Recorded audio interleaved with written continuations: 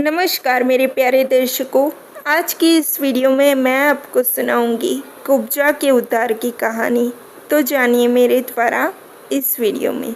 वृंदावन गोकुल में श्री कृष्ण का बाल्यकाल समाप्त हुआ और अब श्री कृष्ण की आयु 14 वर्ष की हो चुकी थी और 14 वर्ष की आयु में श्री कृष्ण को कंस का बुलावा आया। इसलिए अक्रूर जी श्री कृष्ण और बलराम को लेने वृंदावन आए और श्री कृष्ण और बलराम को अपने साथ लेकर मथुरा आ गए। और कंस से मिलने से पहले श्री कृष्ण और बलराम को अतिथि गृह में ठहराया गया। तब श्री कृष्ण और बलराम ने मथुरा भ्रमण करने का सोचा और मथुरा भ्रमण करने निकले श्री कृष्ण और बलराम को सभी मथुरावासी देखने लगे, क्योंकि सभी मथुरावासियों को पहले ही यह समाचार मिल चुका था कि ये दोनों भाई हमें कंस के अत्याचारों से मुक्त करवाएंगे। उसी नगर में एक कुब्जा नाम की स्त्री रहती थी जो शारीरिक कुरूप थी और कुब्जा का वास्तविक नाम शैलेंद्री था, लेकिन उसकी शारीरिक कुरूपता के कारण सभी मथुरावासियों ने उसका नाम कुब्जा रखा था। कुब्जा कंस की सेविका थी। वो प्रतिदिन कंस के लिए सुगंधीदार उपटन और पुष्प लेकर जाया करती थी। एक दिन श्री कृष्ण ने कुब्जा को देखा और कुब्जा के मार्ग में आए। कुब्जा कंस की सेवा में जा रही थी। रास्ते में श्री कृष्ण ने कुब्जा का मार्ग रोका और कहा, हे सुंदरी, क्या तुम ये उपटन हमें नहीं लगाओगी? तब कुब्जा को बड़ा ही क्रोध आया और कुब्जा ने सोचा, ये कोई नया युवक लगता है जो मेरा मजाक उड़ा रहा है।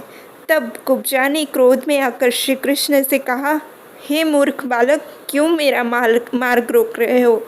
जानते नहीं हो मैं कंस की सेविका हूँ। कृपया मुझे जाने दो।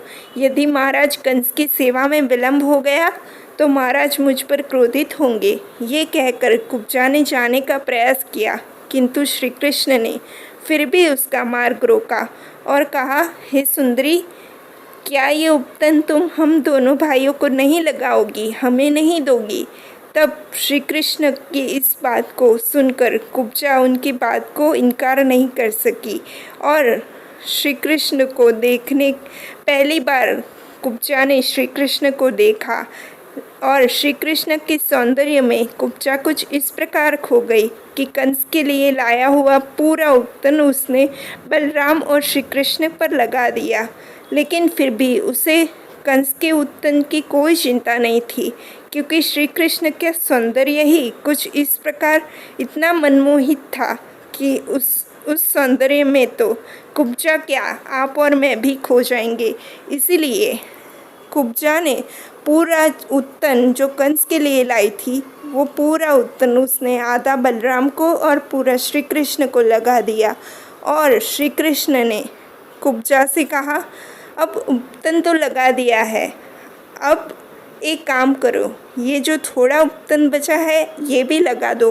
लेकिन कमर से झुके होने के कारण और अपनी शारीरिक कुरूपता के कारण कुब्जा का हाथ श्री कृष्ण के मुख पर नहीं पहुंच रहा था।